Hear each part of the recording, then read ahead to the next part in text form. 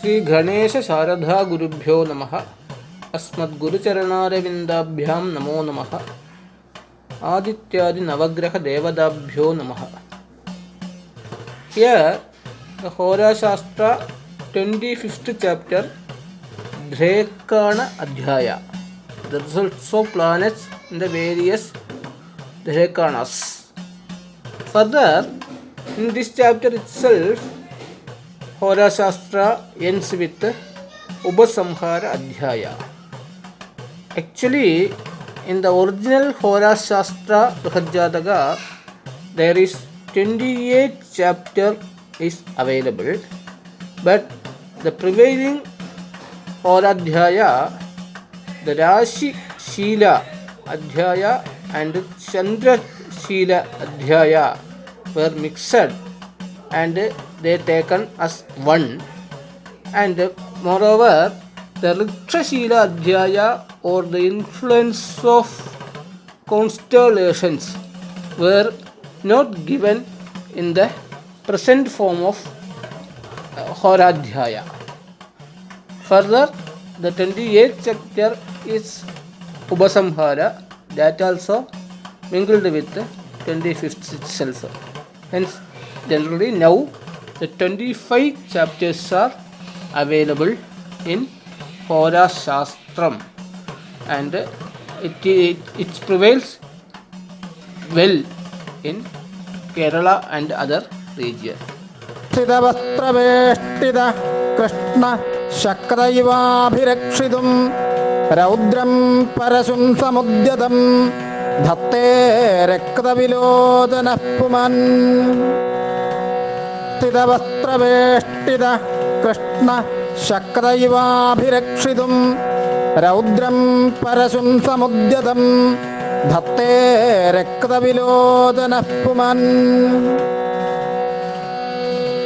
Rekdambara Bhushana Sakraditta Kumbhakritirvadimukhī Trishartha Ekena Padena Tamesha Madhye Drekkana Rupam Yavanopadishtam Krura Kalatnya Puman. Rekdambara Bhushana Sakraditta Kumbhakritirvadimukhī Trishartha Ekena Padena Tamesha Madhye Drekkana Rupam Yavanopadishtam Krura Kalatnya Kapila Kriyarthi Bhaknavradobhyudyata Dandahasta Rekrani Vastrani Vibharti Chando Meshe Tratiya Kathitastribhag Krura Kalatnya Kapila Kriyarthi Bhaknavradobhyudyata Dandahasta Rekrani Vastrani Vibharti Chando Meshe Tratiya Kathitastribhagah.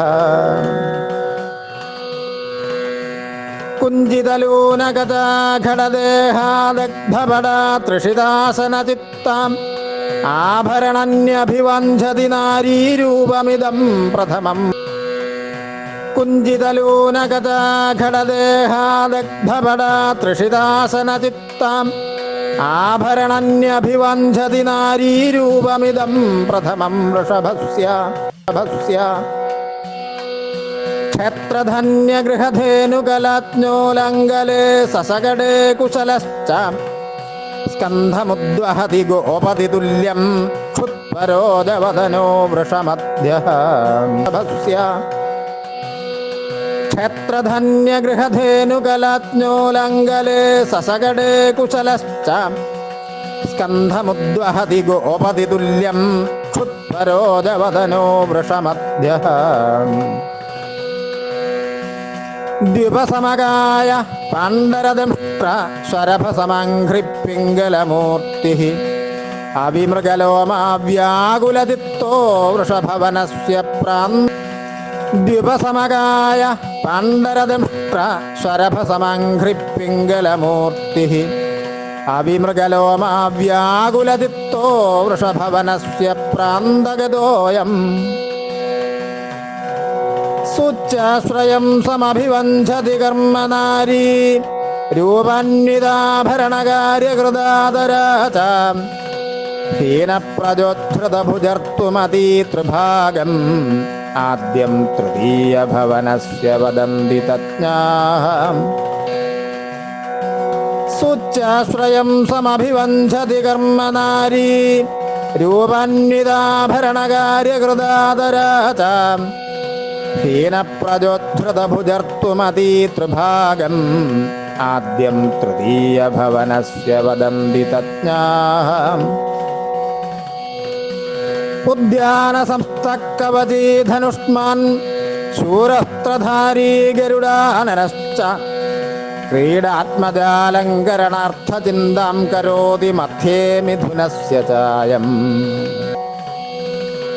ഉദ്യാനസംസ്ഥക്കവചീ ധനുഷ്മാൻ ശൂരസ്ത്രധാരീ ഗരുഡാനനശ്ച ക്രീഡാത്മജാലങ്കരണാർത്ഥചിന്താം കരോതി മധ്യേ മിഥുനസ്യ ചായം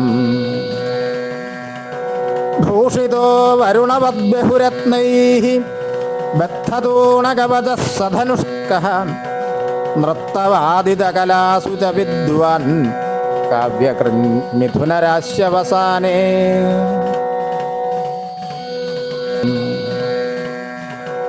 ഭൂഷിതോ വരുണവദ്ബഹുരത്നൈഃ ബദ്ധതൂണകവചഃ സധനുഷ്കഃ നൃത്തവാദിതകലാസു ച വിദ്വാൻ കാവ്യകൃൻ മിഥുനരാശ്യവസാനേ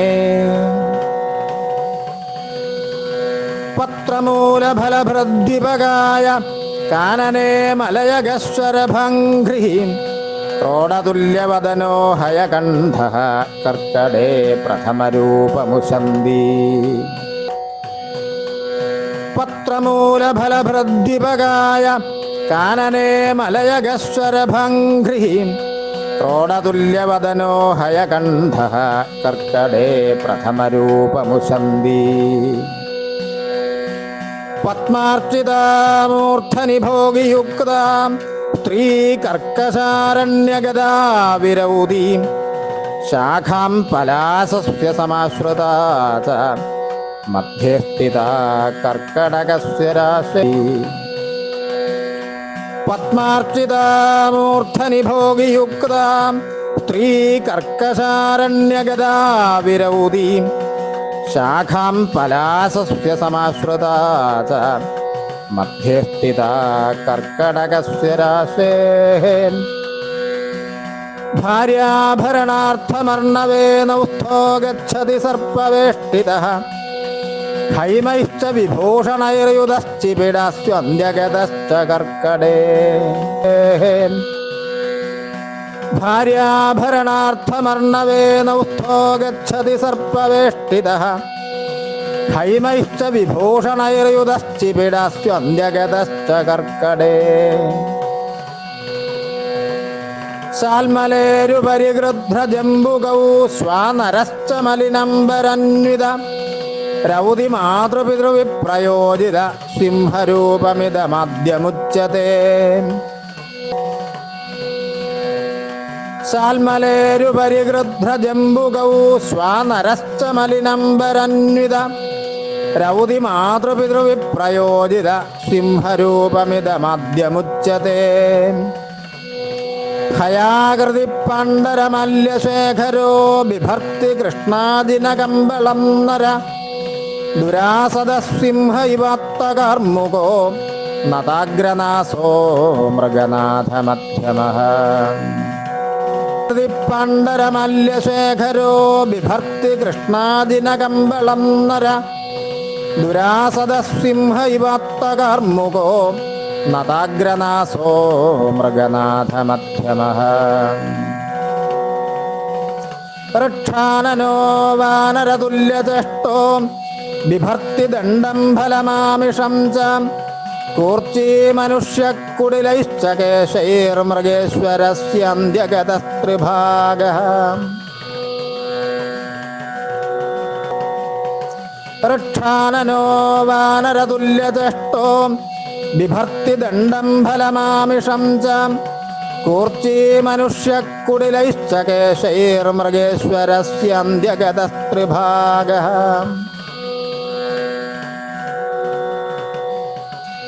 പുഷ്പപ്രപൂർണേന ഘടേന കന്യാം മലപ്രദിഗ്ധംബരസംവൃതംഗീം വസ്ത്രാർത്ഥസംയോഗമഭിപ്സമാന ഗുരോഃ കുലം വാഞ്ചതി കന്യകാദ്യഃ. പുഷ്പപ്രപൂർണേന ഘടേന കന്യാം മലപ്രദിഗ്ധംബരസംവൃതംഗീം വസ്ത്രാർത്ഥസംയോഗമഭിപ്സമാന ഗുരോഃ കുലം വാഞ്ചതി കന്യകാദ്യഃ. പുരുഷ പ്രഗൃഹീതലേഖന ശ്യാമോ വസ്ത്രശിരാവ്യയായ കൃത് വിപുലം ച ബിഭർത്തി കാർമുകം രോമവ്യാപ്തതനുശ്ച മധ്യമഃ. പുരുഷ പ്രഗൃഹീതലേഖന ശ്യാമോ വസ്ത്രശിരാവ്യയായ കൃത് വിപുലം ച ബിഭർത്തി കാർമുകം രോമവ്യാപ്തതനുശ്ച മധ്യമഃ. ഗൗരീസുധൗദാർദ്രദുകൂലയുക്താം സമുച്ഛൃതാ കുംഭകടച്ഛുഹസ്താം ദേവാലയം സ്ത്രീപ്രയതാ പ്രവൃത്താ വദന്തി കന്യാം ജഗതസ്ത്രിഭാഗഃ. ഗൗരീസുധൗദാർദ്രദുകൂലയുക്താം സമുച്ഛൃതാ കുംഭകടച്ഛുഹസ്താം ദേവാലയം സ്ത്രീപ്രയതാ പ്രവൃത്താ വദന്തി കന്യാം ജഗതസ്ത്രിഭാഗഃ. വിദ്ധ്യന്തരാപണഗതഃ പുരുഷസ്തുലാവാൻ ഉന്മാനമാനകുശലപ്രതിമാനഹസ്തഃ ഭാണ്ഡം വിചിന്തയതി കസ്യ വിപണ്യമേതദ്രൂപം വദന്തി യവനാ പ്രഥമം തുലായാഃ. വിദ്ധ്യന്തരാപണഗതഃ പുരുഷസ്തുലാവാൻ ഉന്മാനമാനകുശലപ്രതിമാനഹസ്തഃ ഭാണ്ഡം വിചിന്തയതി കസ്യ വിപണ്യമേതദ്രൂപം വദന്തി യവനാ പ്രഥമം തുലായാഃ. കലശം പരിഗൃഹ്യ വിനിഷ്പതിതും സമഭിപ്സതി ഗൃധ്രമുഖഃ പുരുഷഃ ക്ഷുധിതതൃഷിതശ്ച കളത്രസുതാന്മനസൈതി തുലാധരമധ്യഗതാം. കലശം പരിഗൃഹ്യ വിനിഷ്പതിതും സമഭിപ്സതി ഗൃധ്രമുഖഃ പുരുഷഃ ക്ഷുധിതതൃഷിതശ്ച കളത്രസുതാന്മനസൈതി തുലാധരമധ്യഗതാം. വിഭീഷയൻ തിഷ്ഠതിരത്നചിത്രിതോ വനേ മൃഗാൻ കാഞ്ചനതോണവർമ്മഭൃത് ധനുർധര കിന്നരരൂപഭൃന്നര തുലാവസാനേ യവനൈരുദാഹൃതഃ. വിഭീഷയൻ തിഷ്ഠതിരത്നചിത്രിതോ വനേ മൃഗാൻ കാഞ്ചനതോണവർമ്മഭൃത് ധനുർധര കിന്നരരൂപഭൃന്നര തുലാവസാനേ യവനൈരുദാഹൃതഃ. വസ്ത്രൈർവിഹീനാഭരണൈശ്ച നാരീ മഹാസമുദ്രാത് സമുപൈതി കൂലം സ്ഥാനച്യുതാ സർപ്പനിബദ്ധപാദാ മനോരമാ വൃശ്ചികരാശിപൂർവഃ. വസ്ത്രൈർവിഹീനാഭരണൈശ്ച നാരീ മഹാസമുദ്രാത് സമുപൈതി കൂലം സ്ഥാനച്യുതാ സർപ്പനിബദ്ധപാദാ മനോരമാ വൃശ്ചികരാശിപൂർവഃ. സ്ഥാനസുഖന്യഭിവഞ്ചതി നാരീ ഭർതൃകൃതേ ഭുജഗാവൃതദേഹാം കച്ഛപകുംഭസമാന ശരീരാ വൃശ്ചികമധ്യമരൂപമുശന്തി. സ്ഥാനസുഖന്യഭിവഞ്ചതി നാരീ ഭർതൃകൃതേ ഭുജഗാവൃതദേഹാം കച്ഛപകുംഭസമാന ശരീരാ വൃശ്ചികമധ്യമരൂപമുശന്തി.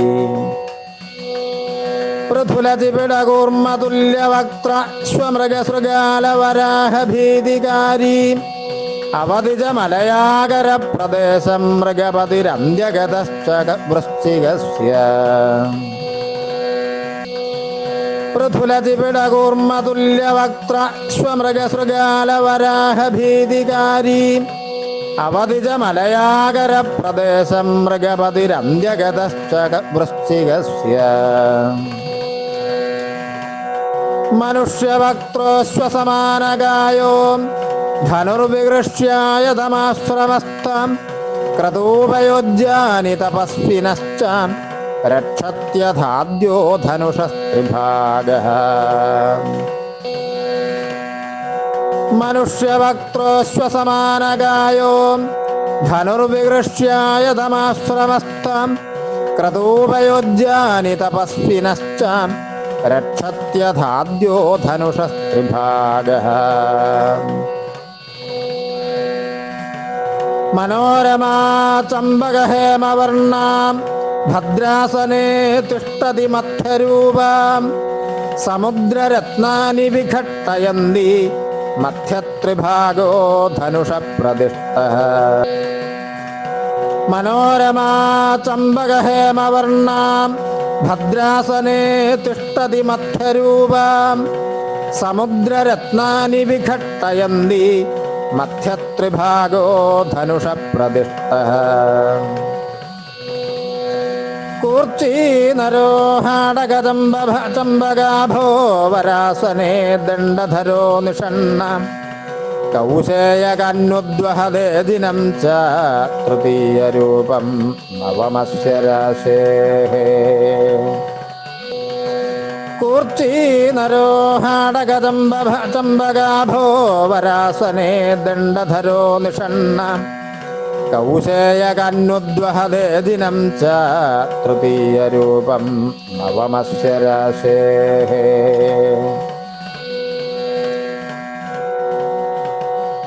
രോമജിതോ മകരോപമദംഷ്ട്ര സൂകരകായ സമാനശരീരഃ യോക്ത്രകജാലകബന്ധനധാരീ രൗദ്രമുഖോ മകരപ്രഥമസ്യ.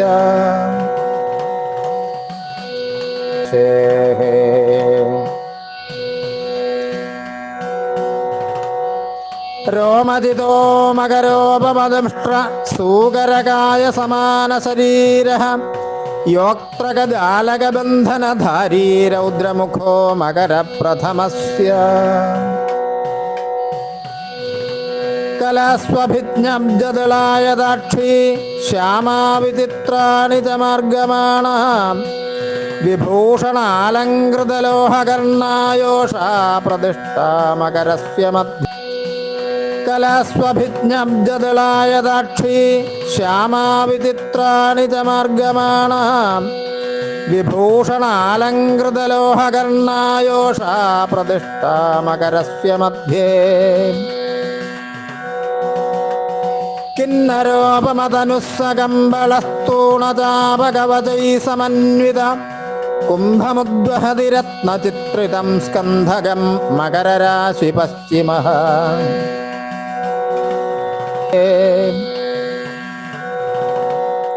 കിന്നരോപമതനുസ്സകമ്പളസ്തൂണചാപകവചൈ സമന്വിത കുംഭമുദ്വഹതി രത്നചിത്രിതം സ്കന്ധകം മകരരാശി പശ്ചിമഃ.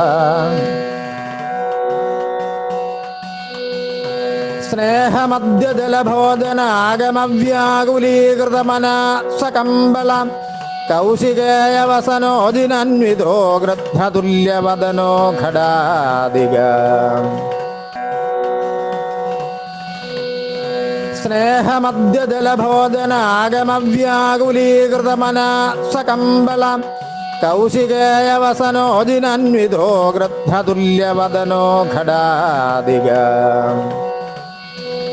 ദഗ്ധേ ശകടേ സസാൽമലേ ലോഹന്യാഹരദംഗനാവനേ മലിനേന പടേന സംവൃതാ ഭാണ്ഡൈർമൂർധ്നി ഗതൈശ്ച മധ്യമഃ.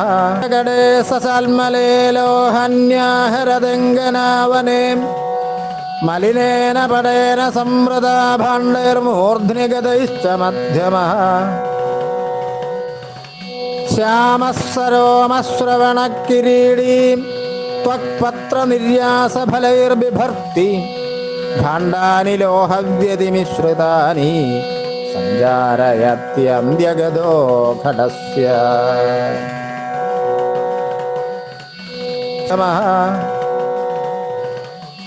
ശ്യാമഃ സരോമശ്രവണകിരീടീ ത്വക്പത്രനിര്യാസഫലൈർബിഭർത്തി ഭാണ്ഡാനി ലോഹവ്യതിമിശ്രിതാനി സഞ്ചാരയത്യന്ത്യഗതോ ഘടസ്യ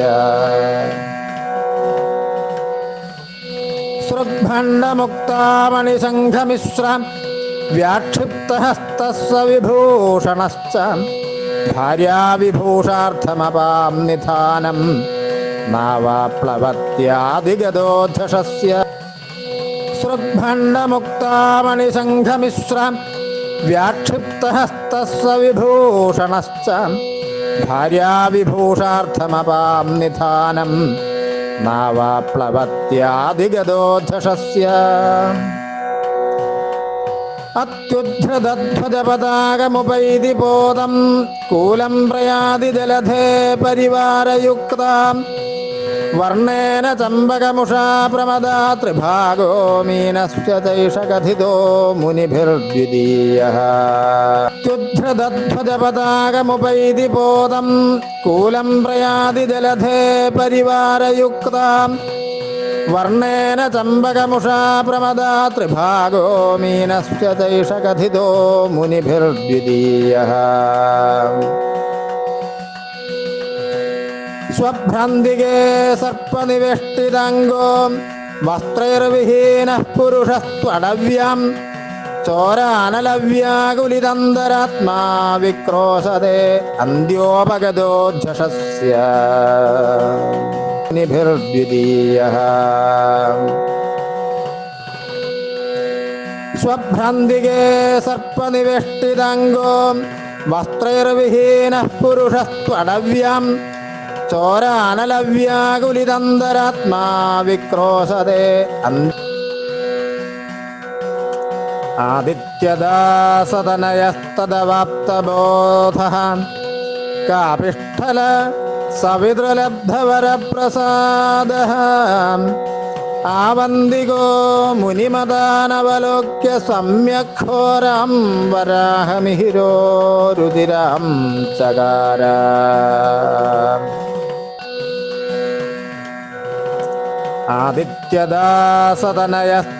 ആദിത്യദാസതനയസ്തദവാപ്തബോധഃ കാപിഷ്ഠല സവിതൃലബ്ധവരപ്രസാദഃ ആവന്തികോ മുനിമതാനവലോക്യ സമ്യക് ഘോരം വരാഹമിഹിരോ രുതിരം ചകാര രാശിപ്രഭേദോ ഗ്രഹയോനിഭേദോ വിയോനിജന്മാധനിഷേകകാലഃ ജന്മാധ സദ്യോ മരണം തഥായുർദശാ വിഭാഗോഷ്ടകവർഗസ്വപ്നഃ കർമാജീവോ രാജയോഗാഖയോഗാഃ ചാന്ദ്രായോഗാഃ ദ്വിഗ്രഹാദ്യശ്ചയോഗാഃ പ്രവ്രജ്യാധോ രാശിശീലം ച ദൃഷ്ടിർഭാവത് തസ്മാദാശ്രയോധ പ്രകീർണഃ നഷ്ടായോഗാ ജാതകം ഭാമിനീനാം നിർയാണം സ്യന്നഷ്ടജന്മാതൃഗാണഃ അധ്യായാനാം വിംശതി പഞ്ചയുക്താ ഹോരാശാസ്ത്രേ മത്കൃതേ സമ്യഗുക്താ.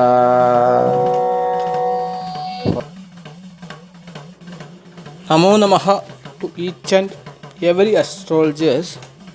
I'm indeed happy to inform you all that as plan of imparting our knowledge, traditional knowledge system, I have collected the entire Hora Shastra from original source and it has rearranged based on the Hora Shastra or Brihajadagam prevails at Kerala and connected states.